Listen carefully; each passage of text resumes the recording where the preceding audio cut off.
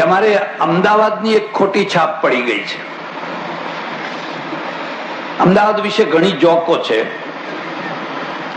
અને હું માનું છું કે કંઈક થોડું ઘણું સાચું પણ હશે, હાવ ખોટું તો ના હોય.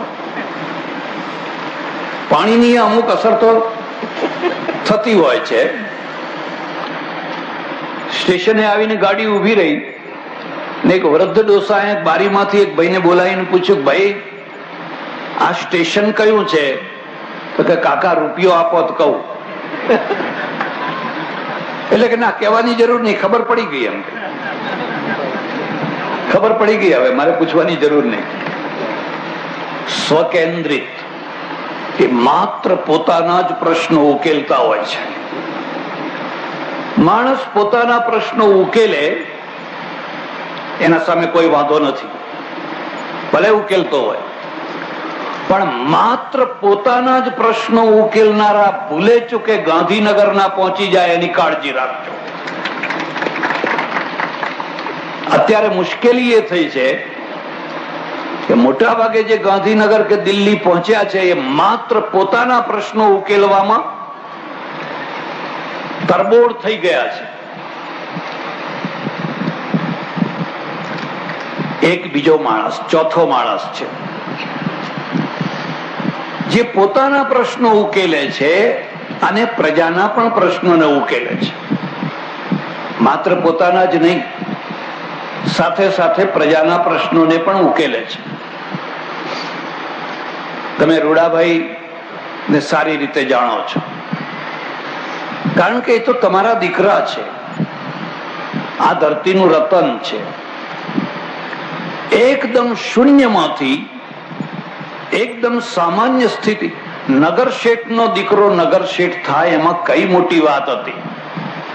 રાજાનો દીકરો રાજા થાય તો થાય, એમાં કઈ મોટી વાત હતી?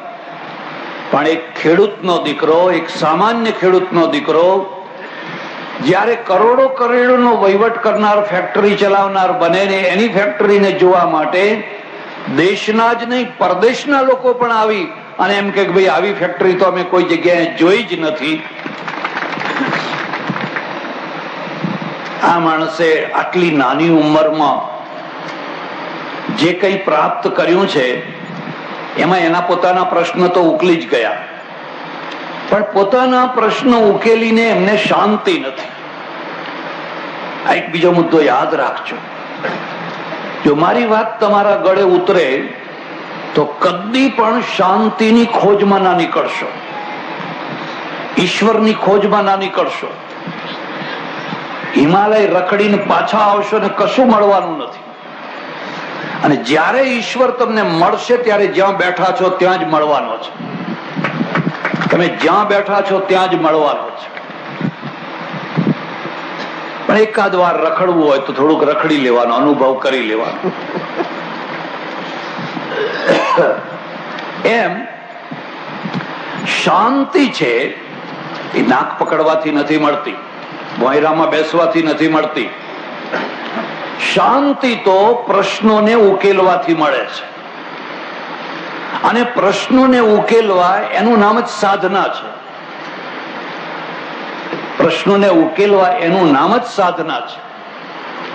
દુર્ભાગ્યવશ દેશમાં એક એવું અધ્યાત્મ શરૂ થયું કે પ્રશ્નોના ઉપર ધૂળ નાખો, એને દબાવી દો અને વગર પ્રશ્નના પ્રશ્નો ઉભા કરો. જે પ્રશ્ન હતા જ નહીં એને વગર જોતા પ્રશ્નો ઉભા કરો. એક બેને મને પૂછ્યું, મને કે મહારાજ ગયા જન્મમાં હું શું હતી? મેં કહ્યું તારે શી જરૂર છે? આ પ્રશ્નની જરૂર શું છે? આ જન્મમાં તું શું છે એ સારી રીતે જાણે તો બહુ થઈ ગયું. મને કે ના ના, મારે જાણવું છે ગયા જન્મમાં હું શું હતી. તો હું કલાક બે કલાક એમના ત્યાં બેઠેલો, જમવા ગયેલો, બેઠેલો, અને એક બે કલાકમાં મને ખબર પડી ગયેલી કે એને નહીં તો એના ઘરવાળાને 10 વાર અપમાન કર્યું હશે. મારા દેખતા એનું 10 વાર અપમાન કર્યું હશે. ના કે મારે જાણવું છે. મેં કહું બેન કહું કે કહો? મેં ગયા જન્મમાં તું વીંછણ હતી. હે? હા. મેં કહું તમને કેવી રીતે ખબર પડી? અરે મેં કહું ખબર નથી પડતી તે પૂછ્યું શું કામ મને? હા, હમણાં મારા દેખતો તે 10 ડંખ માર્યા, તો આખી જિંદગીમાં તું કેટલા ડંખ મારીશ તું કલ્પના કર. બોલ, હવે આગળ પૂછવું છે? આગળ શું થવાની છે પૂછવું છે? ના, કે હવે નથી પૂછવું. તમે પેટ ચોરીને પ્રશ્નો ઉભા કરો છો, જે પ્રશ્નો છે જ નહીં એવા વગર જોતા પ્રશ્નો ઉભા કરો છો, અને જે પ્રશ્નો પડ્યા છે એને તમે અડતા જ નથી, એનો સ્પર્શ જ નથી કરતા. જ્યારે પ્રજા પ્રશ્નોને નથી સમજી શકતી ત્યારે એ સાધના ભ્રષ્ટ થાય છે, ત્યારે ખોટી સાધના કરતી થઈ જાય છે, જેમાંથી એને કશું મળતું નથી. એટલે એમણે પોતાના પ્રશ્નો ઉકેલીને જ સમાધાન ના કર્યું. એમણે જોયું કે જ્યાં હું જન્મ્યો છું, જે ધૂળમાં આરોટ્યો છું, જે તળાવમાં ડૂબકીઓ મારી છે, જે ગામમાં હું રહ્યો છું, એ ગામના પોતાના પ્રશ્નો છે. અને એ પ્રશ્નોમાં સૌથી વિકટ ને મોટો પ્રશ્ન છે પાણીનો.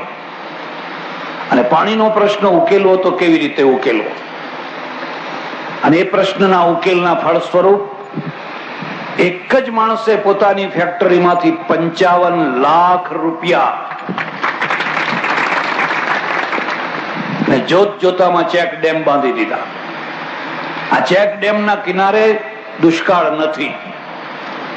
જો આ ચેક ડેમો ના બંધાયા હોત તો આ કિનારે રહેનારી પ્રજાને, અડધી પ્રજાને હિજરત કરવી પડી હોત, અડધી પ્રજાને અહીંથી ભાગવું પડ્યું હોત.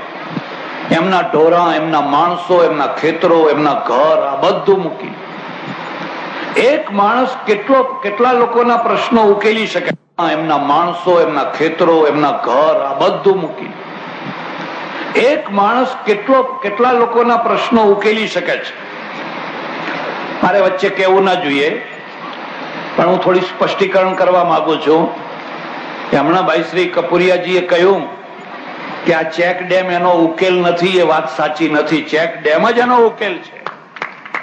આ ચેક ડેમ જ એનો ઉકેલ છે. તળાવ, ખેત, તળાવડી બરાબર છે, પણ હવે 2 વીઘા જમીન હોય એમાં કેવો ખાડો કરવાના હતા? મને લાગે છે કે અનુભવ વિનાની વાતો થઈ થોડી.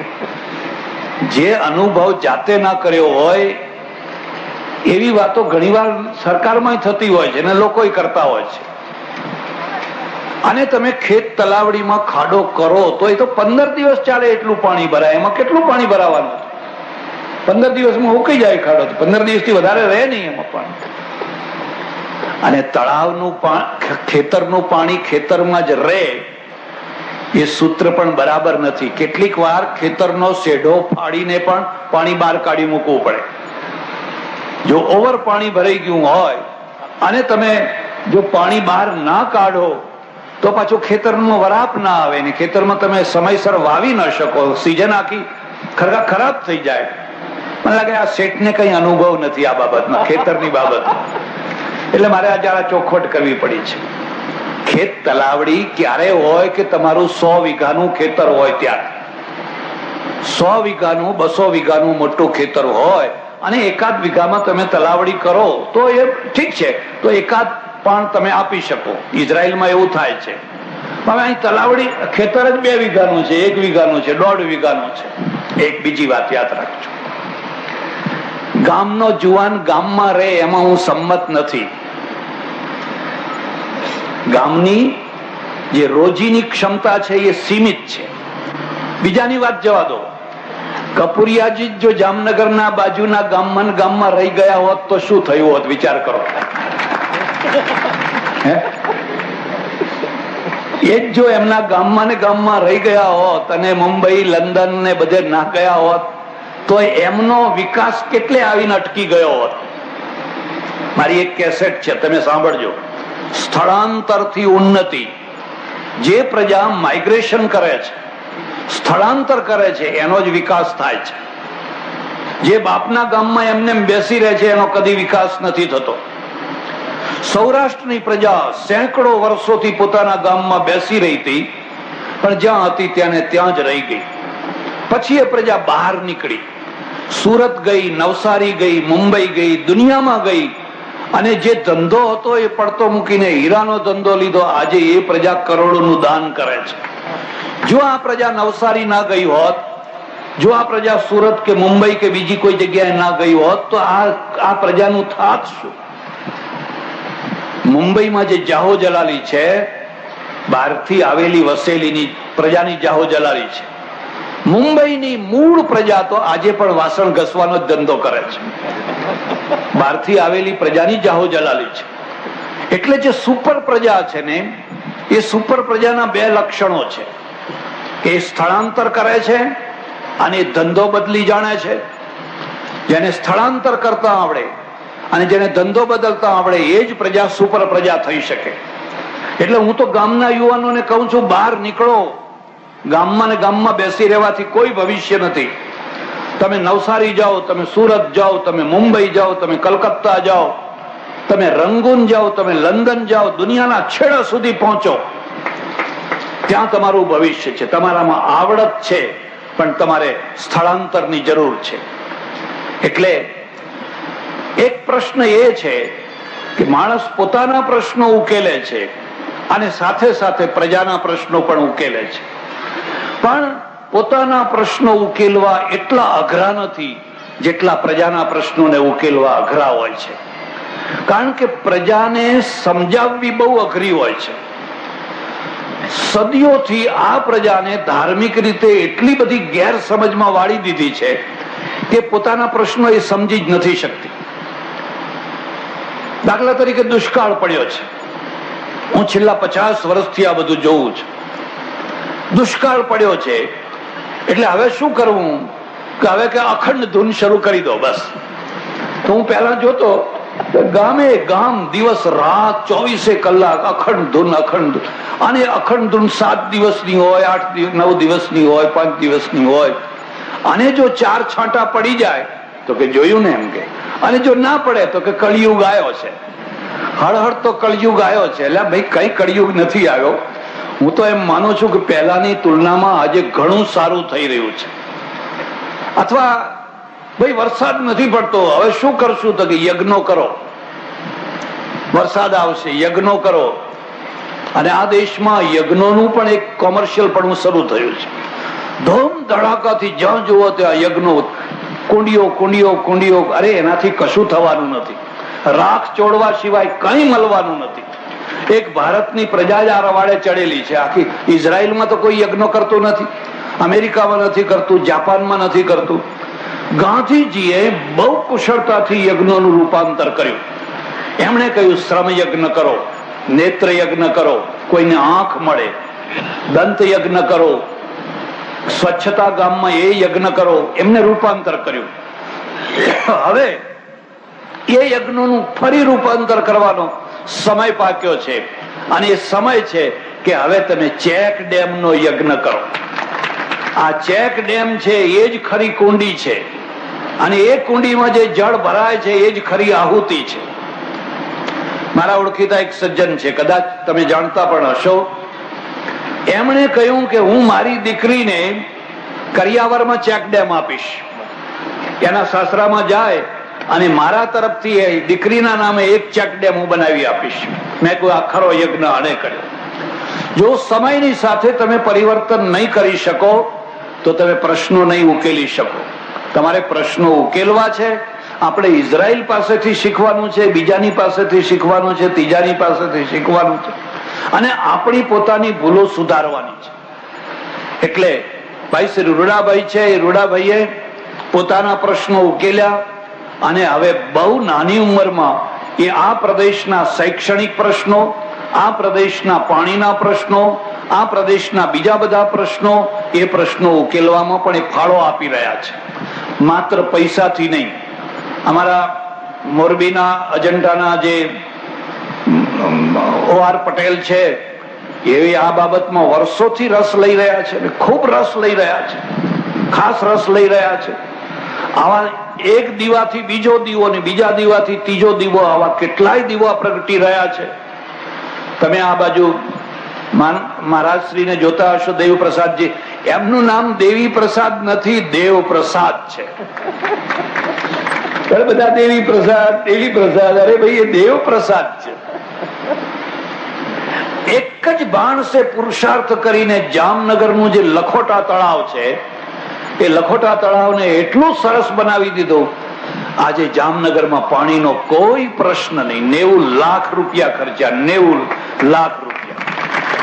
અને અમે 14-15 તળાવ અમે પણ ઉત્તર ગુજરાતમાં કર્યા છે અને કરી રહ્યા છીએ. અત્યારે કામ ચાલુ જ છે. પણ અમારા નસીબ થોડા આકરણ છે કે એક ટીપું પાણી નથી આવ્યું. અને એમના તળાવમાં પહેલા જ વરસાદે ચિક્કાર ભરાઈ ગયો છે. જામનગરની આખી પ્રજા ખુશ છે કે ધન્ય હો મહારાજ, અમારા પાણીનો પ્રશ્ન ઉકેલ્યો.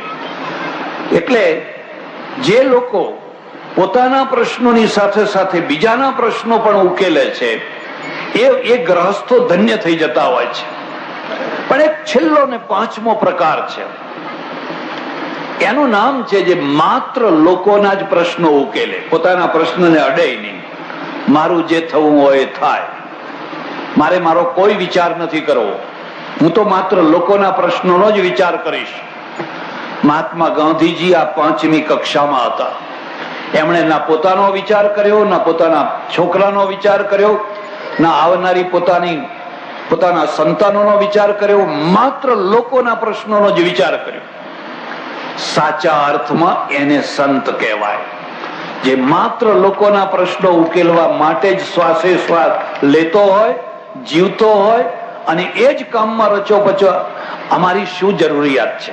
જો અમે બનાવટી જરૂરિયાતો ઊભી ના કરીએ તો 2 રોટલીની જરૂર છે.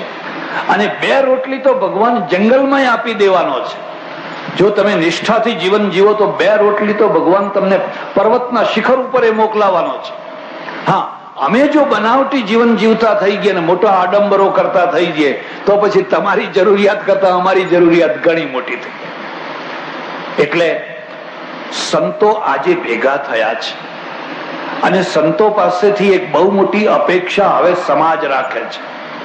અને મનસુખભાઈ સુવાગિયાએ બહુ સાચી વાત કહી કે ભાઈ હવે આ પરિવર્તનને આપણે સૌ સમજીએ, ઓળખીએ. અમારે તો સંસ્કૃતમાં એની વ્યાખ્યા કરી છે, સાધનોતિ પરકાર્યમ ઇતિ સાધુ. સાધનોતિ પરકાર્યમ, જે જિંદગીભર બીજાના કાર્યોને સાધી આપે, સફળ કરી આપે, એનું નામ કહેવાય સાધુ. આ એક બહુ મોટી શક્તિ છે, ભારતમાં બહુ મોટી શક્તિ છે. જો આ શક્તિ ધારે તો જે કામ સરકાર નથી કરી શકતી એ કામ જોત જોતામાં રમતા રમતા મહાત્માઓ કરી શકે. શરત એટલી છે કે એની ટ્રેક બદલવાની જરૂર છે. જો એ ટ્રેક બદલે અને આ તરફ વળી જાય ને આ કામમાં લાગી જાય, પણ એ ક્યારે આ કામમાં લાગી જાય? પહેલી શરત છે પરલોકની વાત હમણાં બંધ કરો. હમણાં પરલોક ક્યાંય કોઈએ જવું નથી. જોકે ખબર નથી કેટલા ગયા, કેટલા પાછા આયા કે શું થયું. એ फिरा न मुल्क अदम से कोई कि मैं पूछूं, कहो मुसाफिरो मंजिल पे क्या गुजरती है. ત્યાં દાદા આદમના મુલકમાંથી કોઈ પાછો ના આવ્યો. જો આવ્યો હોત તો એને પૂછો કે ભાઈ ત્યાં શું ચાલે, દુકાળ પડ્યો છે કે સારું છે કે શું ચાલે છે. એ વાત ભૂલી જાઓ. આપણે આ લોકના પ્રશ્નોને ઉકેલવાના છે. અને સૌરાષ્ટ્રના પ્રશ્નો તો ગુજરાતના પ્રશ્નો કરતા વધારે મોટા ને ભયંકર છે. પણ જેટલા મોટા ને ભયંકર છે એટલી જ આ પ્રજા પણ એટલી જ ખમીરવાળી છે. હું તમારા વખાણ કરવા નથી કહેતો. જે જાગૃતિ મેં સૌરાષ્ટ્રમાં જોઈ છે એ જાગૃતિ ગુજરાતમાં, ઉત્તર ગુજરાતમાં નથી દેખાતી. અમારું જેસીબી બધું કામે લાગેલા છે, પણ અમારે જઈને સમજાવવા પડે છે કે અમે તમારા તળાવ ઊંડા કરી આપીએ. તો ઘણી જગ્યાએ તો તળાવમાં હવે લોકો પૂરણ કરીને ઘર બનાવવા માંડ્યા, સોસાયટીઓ બનાવવા માંડ્યા છે. કોઈ જગ્યાએ તળાવ ના પૂરશો. તળાવ પૂરવા એ મહાપાપ છે. એમાં પાણી ભરાવા દો, તમારી ડંકીનું પાણી ઊંચું આવે, તમારા ખેતરોનું પાણી આવે, આખા ગામને પાણી આપનારી વસ્તુ છે, એને પૂરી ના કાઢો. સૌરાષ્ટ્રમાં એક જાગૃતિ છે. અને છેલ્લા 2 વર્ષમાં જ્યારથી આ ચેક ડેમ બાંધવાના શરૂ થયા, મનસુખભાઈ સુવાગિયાએ એની શરૂઆત કરી. ખોપાળામાં એની શરૂઆત થઈ. જોકે ખોપાળામાં અને મનસુખભાઈના કામમાં બહુ મોટું અંતર છે. ખોપાળામાં દાતાઓ છે, લાખો કરોડોના દાતાઓ છે. અને દાતાઓના પૈસેથી મજૂરો પાસે, લોકો પાસે, એટલે મેં પૈસા આપીને બધા કામ કરાવ્યા, સારું કરાવ્યું. ઘણું સારું થયું. ત્યારે મનસુખભાઈનું જે કામ છે એ તો જાતે તગારા ઉંચકીને કામ કરવાનું છે. એ ઉંચકે, એની પત્ની ઉંચકે, ને પછી ગામ લોકો આવે કરે રે આ બહારનો માણસ આવી અને આપણને પૈસા આપે, તગારા ઉંચકે, એની ઘરવાળી ઉંચકે, તો આપણે બધા બેસી રહીશું? ગામને જોતરવું હોય તો પહેલા જોતરાવવું પડે, અને જે પહેલા ના જોતરી શકે એ કદી ગામને જોતરી શકે નહીં. અને એ રીતે આ જે ચેકડેમો થયા છે એ તો લોકોના પરસેવાથી થયા છે, સસ્તામાં સસ્તા થયા છે અને મજબૂતમાં મજબૂત થયા છે. એટલે હવે આ કામ ક્યાં અટકાવ? વરસાદ કાલે સારો આવે તો આ ચેકડેમોની જરૂરિયાત અને એની પ્રસ્તુતિ રહેવાની જ છે. કારણ કે કાઠિયાવાડ ને ઉત્તર ગુજરાત એક એવો પ્રદેશ છે કે દર બીજા કે ત્રીજા વર્ષે દુષ્કાળ પડતો જ હોય છે. એ ભગવાન નારાજ થાય એટલે દુકાળ નથી પડતો. આખી દુનિયામાં આવું થતું હોય છે. આખી દુનિયામાં એવો કોઈ ભાગ નથી કે જે ભાગમાં 12 વર્ષો બધા સારા જ આવતા હોય. હું તો તમને એમ કહું, મારી વાત ઉપર વિશ્વાસ ના હોય તો તમે જ્યાં સૌથી વધુ વરસાદ પડે છે એ પ્રદેશમાં જઈને આંટો મારી આવો. ચેરાપુંજી ને આસામમાં 200 થી 500 ઇંચ વરસાદ પડે છે. પણ 200 થી 500 ઇંચ વરસાદ પડતો હોવા છતાં પણ ત્યાંની પ્રજા કરતા તમે વધારે સુખી છો. તમારા ચહેરા, તમારા કપડા, તમારા ઘર, તમારું બેંક બેલેન્સ ત્યાંની પ્રજા કરતા ઘણું. આસામ, બિહાર, બંગાળ, ઓડિશા પાણીનો દેશ છે, નદીઓનો દેશ છે. અને તમારે જોવું હોય તો જોજો, મોટા ભાગની નદીની કિનારે વસનારી પ્રજા તો ભયંકર ગરીબ હોય છે. તમે નર્મદાને જુઓ, સાબરમતીને જુઓ, ગંગાને જુઓ, જમનાને જુઓ, આંટો મારીને જુઓ તો ખબર પડે.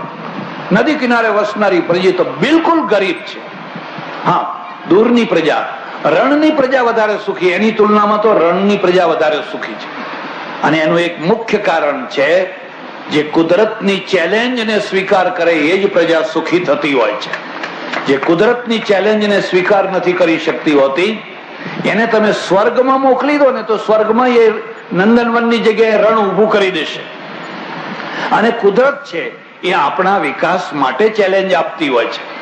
જો તમને ચેલેન્જ ના આપે અને તમે એમ કહો કે હે મારા ભગવાન વરસાદ લાવજે, લો ભગવાન વરસાદ લાવ્યો, અને પછી તમે કહો કે હે મારા નાથ વરસાદ તો આવ્યો પણ 1/2 કિલોમીટર દૂર તળાવ ભરાયું છે, ત્યાં સુધી મારે પાણી લેવા જવું પડે છે, તો તું કૃપા કરીને મારા ઘરનું માટલું ભરી આપ, મારા ઘરનું માટલું તું ભરી આપ. તમારે જોવું જોજો, ઘણાના ઘરમાં એટલા બધા ચૂવા થતા હોય છે કે માટલા આપોઆપ ભરી જતા હોય છે.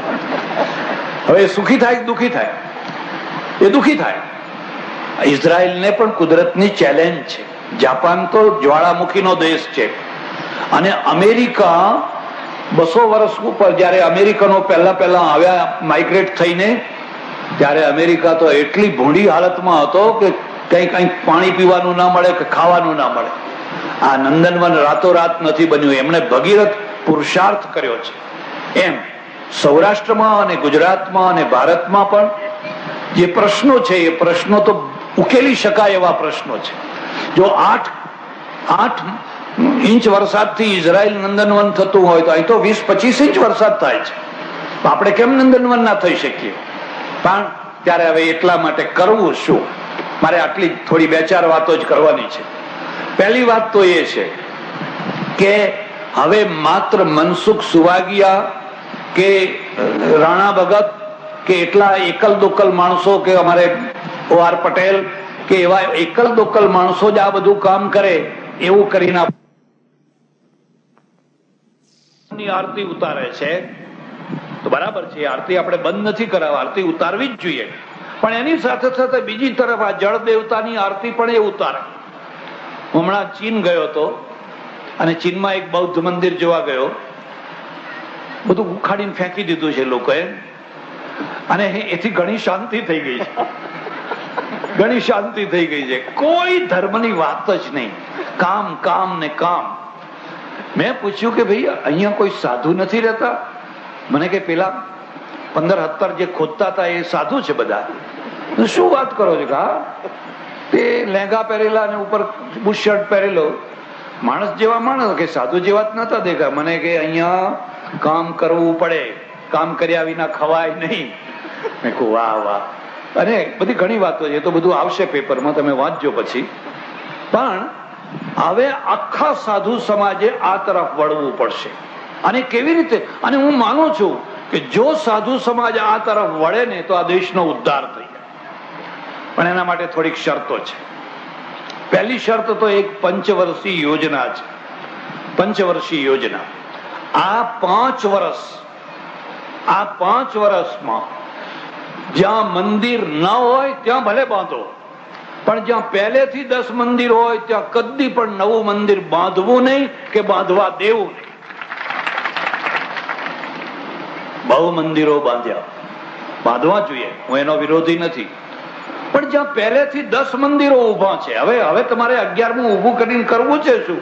કે પેલા 10 વાળાને આમાં ખેંચવા છે, તો રાજકારણમાં જાવ ને. જો ખેંચા ખેંચી જ કરતા હોય તો પછી રાજકારણનું કામ કરો ને. એ 10 મંદિરમાં જનારાને 10માં જવા દો, કે ના એ બધા ઘેટા અહીં લઈ આવવા છે. પણ તમારે લાવીને કરવું છે શું? કે ઊન કાપવી છે, અમારે ઊન કાપવી. અરે તમે વાળંદ છો કે વર્ષમાં 2 વાર ઊન કાપવાના ધંધા લઈને બેઠા છો? ઊન કાપવાનું બંધ કરો. હવે ઘણા વર્ષો સુધી ઊન કાપી, હવે આ જળ દેવતા તરફ પાછા વળો, જળ દેવતા તરફ વળો. અને આવતા 5 વર્ષમાં હું તમને બધાને કહું છું, કોઈ મંદિર નહીં બાંધવાનું. જે નહીં બાંધવાના પક્ષમાં હોય હાથ ઊંચા કરો. ભાઈ વિડીયો લે, વિડીયો લે, વિડીયો લે. જે નહીં બાંધવાના પક્ષમાં હોય હાથ ઊંચા કરો. અને એ મંદિર બાંધવાના જેટલા પૈસા હોય એ બધા ચેક ડેમમાં આપો. આ ચેક ડેમ નું મંદિર અમર થઈ જશે. એના ઉપર એ સંત નું નામ મૂકો. આ ફલાણા સંત તરફથી, આ ફલાણા સંત તરફથી, આ ફલાણા સંત. લોકો પાણી પીશે, ગાયો પાણી પીશે, બકરા પાણી પીશે, માણસો પાણી પીશે, તમને આશીર્વાદ આપશે. અને તમારે મંદિરોની દુર્દશા જોવી હોય તો હરિદ્વાર જજો. 10,000 મંદિરો છે, 10,000. અને હજુ થયા જ કરે છે. 2-5 કરોડથી ઓછા નથી થતા. આ તો અમારી એક દુનિયા છે, તમને ખબર નથી. જેમ તમારી દુનિયા છે ને એ ઉઘાડી છે ને અમારી ઢાંકેલી દુનિયા છે. માધવપ્રિયદાસજીએ 10 કરોડનું બંધાવ્યું, આપણે 20 કરોડ કા બાંધો, એનાથી 10 ફૂટ ઊંચું બાંધો એમ. એટલે આ સ્પર્ધા રહેવા દે. તું સાધુ થયો છે, તું સ્પર્ધા કરવા માટે આ ધંધા કરે છે. અને પેલા ઘેટાને કે ઊન કપાવો, ઊન કપાવો, ઊન કપાવો. બિચારા નીચું ગાલી નાઈને ઉભા રહી જાય ને ઊન કપાવી જાય. હું તમને સિંહ બનાવવા માંગુ છું. હવે ઘેટા નાય, ઘણા વર્ષો સુધી તમે ઘેટા રહ્યા, હું તમને સિંહ બનાવવા માંગુ છું. સિંહ નું ઊન તો કાપી જુઓ. આ ગિરનારમાં છે, જઈને 1-2 સિંહ નો ઊન કાપી આવો. એટલે આવનારા 5 વર્ષો સુધી આપણે હવે વગર જોતા આ મંદિરો બાંધવા નથી. એના પૈસા છે એ હવે આ ચેક ડેમ તરફ વાળવાના છે. અને એ કામ અમારે કરવાનું છે. જો આ કામ સાધુઓ નહીં કરે તો આ નથી થવાનું. ગ્રહસ્થો ગમે એટલી બૂમ પાડે તો ગ્રહસ્થોનું ચાલવાનું નથી. જો સાધુઓ ક્રાંતિ કરશે અને એમ કહેશે કે જો સાધુઓ જોવા હોય તો ગુજરાતના જઈને જુઓ. ગુજરાતના સાધુઓએ કેટલા ચેક ડેમો બાંધ્યા અને કેટલી બહેનોના પાણીના પ્રશ્નો ઉકેલ્યા, કેટલા ખેડૂતોના પાણીના પ્રશ્નો ઉકેલ્યા. ઇતિહાસમાં અમર થઈ જશે. એક સાધુના નામે એક ચેક ડેમ બન્યો હોય, 15,000 નો, 20,000 નો, 25,000 નો, લાખ નો, 2 લાખ નો, એમાં એનું નામ રાખો અને એ જ એનું મંદિર છે. એક વાત. બીજી વાત,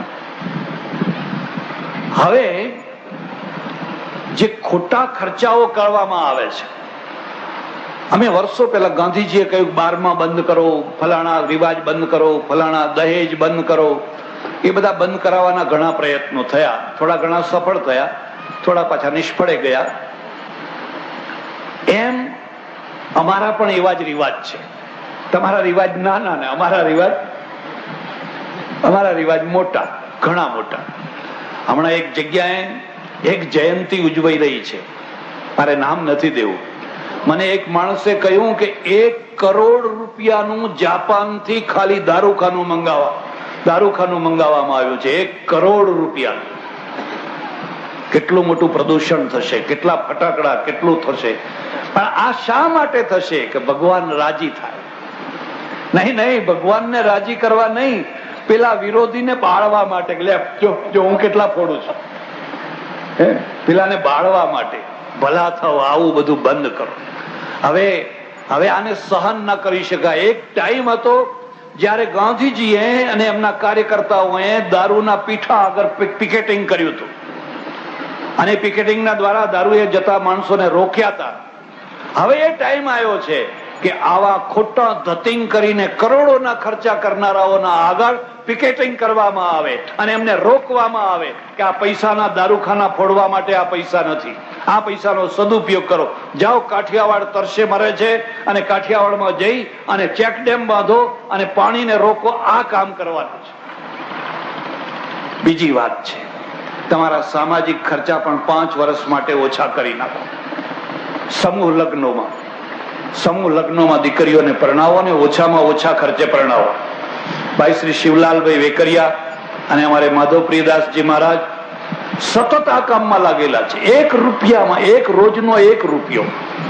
આખી દુનિયામાં આવું જોવા નહીં મળે કોઈ જગ્યાએ. આનું નામ પ્રશ્નનો ઉકેલ છે. આનું નામ જ પ્રશ્નનો ઉકેલ છે. માત્ર 1 જ રૂપિયામાં તમારો દીકરો ભણે, તમારી દીકરી ભણે અને સુખી થાય. બસ, હંમેશા. અમને તો કોઈ દીકરા નથી, કોઈ દીકરીઓ નથી. શિવલાલભાઈએ રાજકારણ પડતો મૂકીને આમાં જોડાયા છે, અને મારે એમને કહેવાનું છે ભૂલે ચૂકે ફરી પાછા એમાં જતા નહીં. જે છોડ્યું છે એ છોડ્યું છે, હવે એમાં ફરીથી. અને આ જ કામ ખરું છે. તો હવે સામાજિક ખર્ચાઓ, જે બેફામ ખર્ચાઓ થાય છે, એમાં ખાસ કરીને દારૂખાનું ફોડવાના અને બીજા બધા ખર્ચાઓ જે થાય છે. મારા ઓળખીતા એક સજ્જન છે, કેટરિંગનો ધંધો કરે છે. કેટરિંગનો એ મને વાત કરે, મને કે હું સસ્તામાં સસ્તી ડીશ 150 રૂપિયાની બનાવું છું અને મોંઘામાં મોંઘી 2600 રૂપિયાની એક ડીશ બનાવું છું. ઓહો, મેં કહું 2600 રૂપિયાની? હા. મને કે 2600 રૂપિયાની ડીશો જમનારા છે. મેં કહું કોણ છે? કે જેને પચતું નથી, જે ખાઈ નથી શકતા, એ બધા આવે. 2600 રૂપિયા. અમારે તો ડીશ ઉપડી એટલે 2600 તૈયાર. તમે કોઈ કામ કરો, આ વખતે જયારે તમે 2600 ની ડીશ બનાવો તો 101 મથુરાના ચોબા બોલાવજો, એટલે તમારી ડીશ નો પૂરેપૂરો આનંદ લે. ના હો કે મને કે એમને તો અમારે દેવાળું કાઢવું પડે. શા માટે આ 2600 ની ડીશો બનાવો છો? આ શા માટે 500 ની, 600 ની, 1000 ની, 2000 ની ડીશો બનાવો છો? અમારે ત્યાં દર વર્ષે અન્નકૂટ થાય છે આશ્રમમાં, દર વર્ષે બેસતા વર્ષના દિવસે. પણ જરા બીજા મંદિરો કરતા અમારો અન્નકૂટ જુદી પ્રકારનો હોય છે. સારામાં સારી રસોઈ બનાવવાની, ચોખ્ખા ઘીની, બધી રીતે, જેને સારામાં સારી કહેવાય. અને આખા ગામના કે બીજા જે આવે એ બધાને જમાડી દેવાનું. બસ બેસો ને જમો, બેસો ને જમો. કોઈ પડીકું નહીં. આ 11 વાળું, આ 51 વાળું, આ 101 વાળું. એટલે આ તમે બધાએ અમને વેપારી બનાવી દીધા, ધંધાધારી બનાવી દીધા. અમને સાધુ રહેવા દો.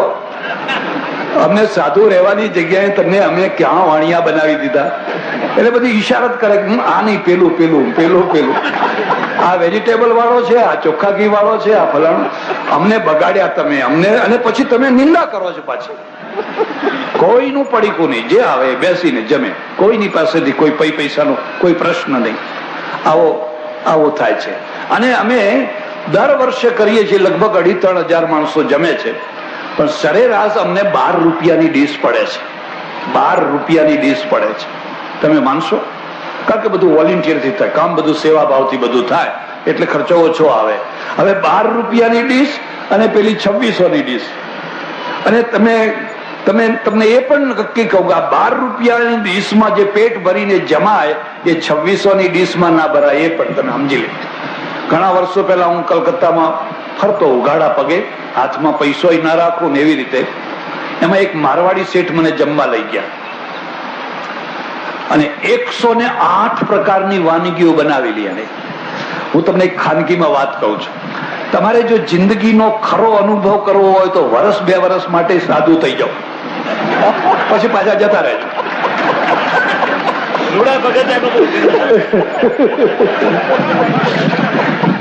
2 વર્ષ માટે. તમે જુઓ તો ખરા, 2 મોટા મોટા પથરાળા અને 108 પ્રકારની વાનગીઓ પીરસેલી. હું ગભરાઈ ગયો, હવે આમાં શું ખાવું? એક તોલો ખાવ તો 108 તોલા થાય. અને પેલો શેઠ બિચારો પંખો નાખવા બેઠેલો, મારી આંખમાં આંસુ આવી ગયા.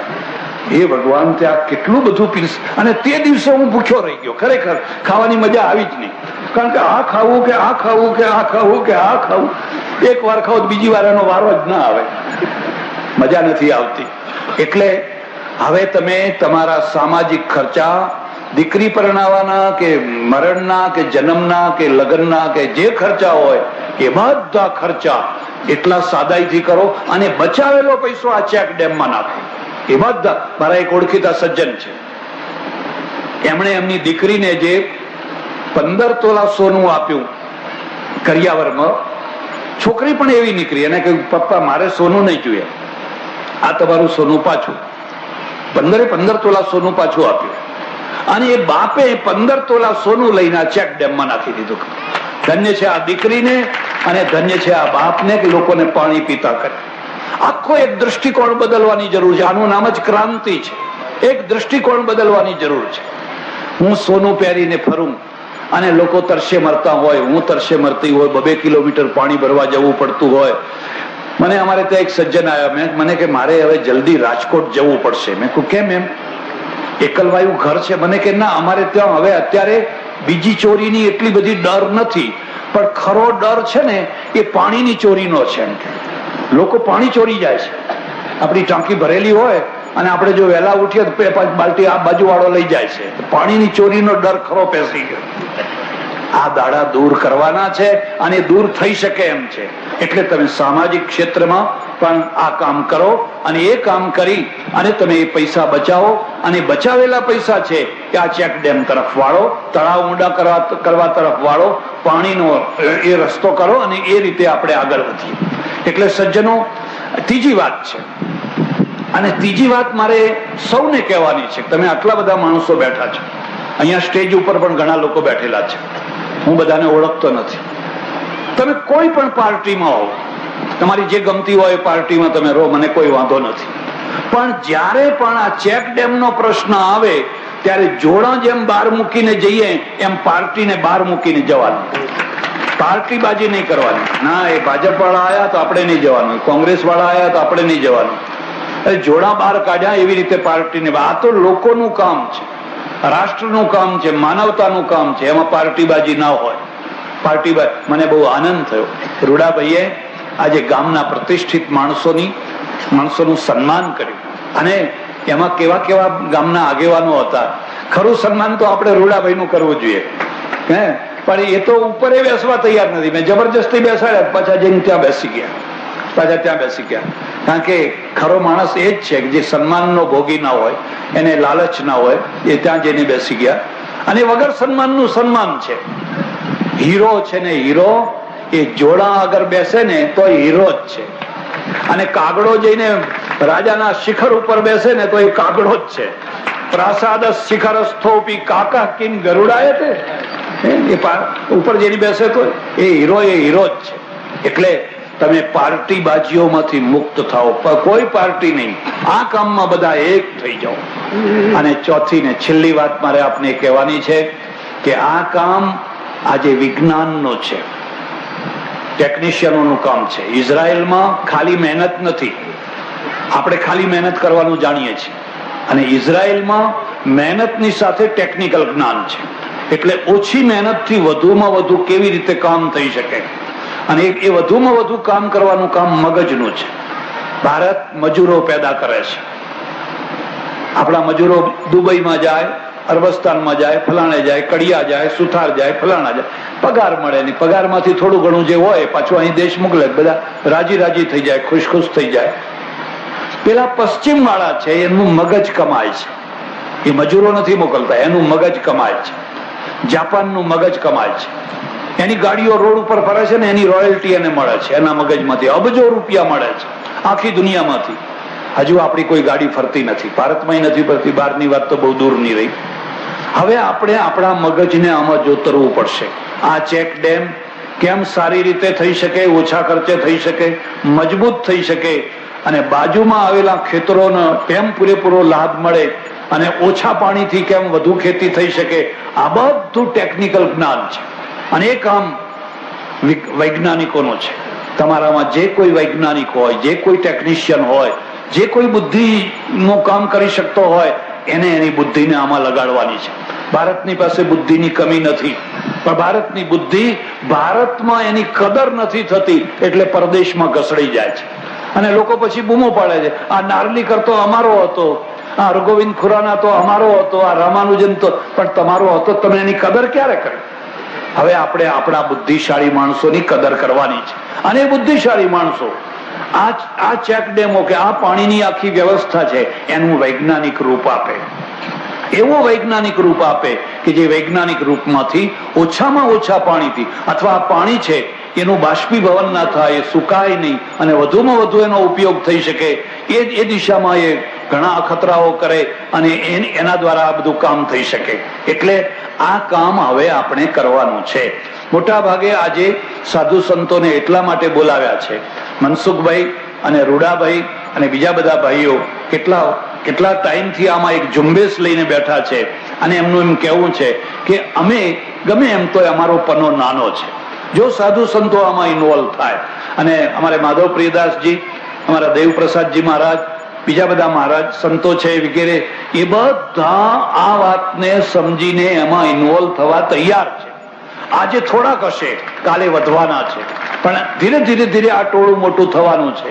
અને જે દિવસે આ ટોળું પૂરેપૂરું મોટું થશે અને આ આખું ધાર્મિક ક્ષેત્ર છે એનો પૈસો, એની આવક આ કામમાં વળશે. કાઠિયાવાડને કોઈ દુષ્કાળનો પ્રશ્ન નથી. આપણે નર્મદાજીને લાવવાના છે. ભલે કાઠિયાવાડની 20% ધરતીને પાણી મળે, પણ પીવાનું પાણી તો કાઠિયાવાડના લગભગ બધા ગામોને મળવાનું છે. એક કાઠિયાવાડમાંથી એક ખોટી હવા એવી પણ ઉભી થઈ છે કે નર્મદા તો આપણા ત્યાં અહીં આવવાની નથી, હવે આપણે શું? એનો અર્થ એ થાય કે કાલે કલ્પસર બાંધવામાં આવે અને ગુજરાતના લોકો કે કલ્પસરનું પાણી તો કાઠિયાવાડ જવાનું છે, તો આપણે શું? આવો કદી પણ ગુજરાત અને કાઠિયાવાડ જુદા છે એવી રીતે કદી વિચાર કરવો નહીં. અને એવો જો વિચાર કરશો તો એ બહુ નુકસાનકારક વિચાર થશે. આજે ગુજરાતની નદીઓના પાણી કાઠિયાવાડમાં આવે છે, મહીસાગરનું, નર્મદાનું, એ બધું પીવા માટે મોટા મોટા પાઇપો નાખીને આવે છે. કારણ કે આખો પ્રદેશ એક છે, એને તમે જુદો કરીને ના માનો. નર્મદાના પાણી સુરેન્દ્રનગર જિલ્લો આખો અને ભાવનગર જિલ્લો અડધો અને સુરેન્દ્રનગર જિલ્લો તો બહુ મોટો છે, એને મળે અને આ બાજુ પીવાનું પાણી મળે અને બીજા બધા ભાગને મળે તો એ મારો દેશ છે, મારો પ્રદેશ છે, મારો જ છે. અને એવી તો કોઈ યોજના જ નથી કે જે આખા ગુજરાતને પાણી આપે, એવી તો ક્યાંય યોજના નથી. ભાખડા નાંગલ ડેમ છે, નાના સરખા પંજાબને પૂરું પાણી નથી આપી શકતો, એ ચોથા ભાગને જ પાણી આપી શકે છે. એટલે મહેરબાની કરીને કદી આવા વિચારો ના કરશો કે ભાઈ નર્મદાને અમારે શું લેવા દેવા, નર્મદા તો અહીં આવવાની જ નથી, અહીં નહીં આવવાની તો મારા ભાઈના ઘેર તો આવશે ને, બીજા જિલ્લામાં તો આવશે ને, જ્યાં જતી હોય ત્યાં આપણો ભાઈ જ છે ને, એના પ્રશ્નો ઉકેલાશે તો આપણા પ્રશ્નો ઉકેલાય બરાબર છે. એટલે સજ્જનો, આજે આ જે સંમેલન થયું છે એ સંતોના આશીર્વાદ લેવા માટે, રૂડાભાઈને અભિનંદન આપવા માટે, રૂડાભાઈનું ગામ જે જસાપર છે એ ગામના લોકોને અભિનંદન આપવા માટે, મનસુખભાઈ સુવાગ્યા છે. હું એમ માનું છું કે આ જળ ક્રાંતિનો ખરો પ્રણેતા એ છે. જળ ક્રાંતિની શરૂઆત એને કરાવી છે. ભલે સરકાર એની કદર કરે કે ના કરે. અને સરકારની વાત તો એવી છે ને કે ઘણી વાર તો સાચા માણસો સરકારને આંખના કણાની માફક ખૂંચતા હોય છે કે આ ક્યાંથી વચ્ચે આવ્યો, અમારે 2 લાખમાં કોન્ટ્રાક્ટ અપાવો હતો અને આ 20,000માં કરવા તૈયાર થયો છે. એટલે એ સરકારની વાત સરકાર પાસે રહેવા દો, પણ આપણે જે લોકો છીએ, પ્રજા છીએ, પ્રજા વાતને સમજીએ. અને ફરીથી આપને કહું છું કે હવે આ અનુભવો પછી ફરીથી ભૂલે ચૂકે જે લોકોના પ્રશ્નો ના ઉકેલતા હોય, દિન રાત એક ના કરતા હોય, એવા લોકોને ગાંધીનગર કદી મોકલવાની ભૂલ ના કરશો. જે પ્રશ્નો ઉકેલે એમને જ જવાનો હક છે, પછી કોઈ પણ પક્ષનો કે કોઈ પણ પાર્ટીનો હોય. તો એ રીતે આજે આ સંમેલન થયું છે. તમારા વતી હું આ બધા સંતોને હાથ જોડીને પ્રાર્થના કરું છું, આવો આપણે આ 5 વર્ષ માટે આ ચેક ડેમ અને તળાવો ઊંડા કરવાના યજ્ઞમાં લાગી જઈએ. આજ આપણા માટેનો ઉકેલ છે, આજ આપણા માટેનો પ્રશ્ન છે અને આજ સાધના છે. આભાર, ધન્યવાદ, હરિઓમ. મારે એક જાહેરાત તો કરવી જોઈએ કે ના કરવી જોઈએ, મને થોડો સંકોચ થાય છે, પણ તમને પ્રેરણા મળે એટલા માટે હું જાહેરાત કરું છું કે આ ચેક ડેમ બાંધવાની જે પ્રવૃત્તિ રૂડાભાઈ કરી રહ્યા છે એમાં મારી સંસ્થા તરફથી 1 લાખ રૂપિયા, શ્રી ગણેશાય નમઃ, 1 લાખ રૂપિયા મારી સંસ્થા તરફથી હું આપીશ. કારણ કે હું જાતે તો અમારું થોડુંક કામ ચાલે છે, પણ આ અમારું જ કામ છે અને એ રીતે આ કામને વેગ મળે. આભાર, ધન્યવાદ. ગામડામાં ઝાડવા વાવે, જે ગટરના પાણી, કુંડીના પાણી ગામડામાં વાવે, માતૃભૂમિ રક્ષા ટ્રસ્ટ ને આ 1 લાખ રૂપિયા આપવાની નાની સરખી જાહેરાત. આ તો તમારા ને તમારા છે. અમે ક્યાં કમાવા જવાના હતા? એક હાથે લેવાનું ને બીજા હાથે આપી દેવાનું. અને જે લોકો અમારે ત્યાં ભેગું કરવા માંડ્યા ને એ તો મરી ગયા, ખતમ થઈ ગયા. જે આપ્યા એ અમર થઈ ગયા. એ તો તમારું ને તમારું છે, મારું નથી કઈ.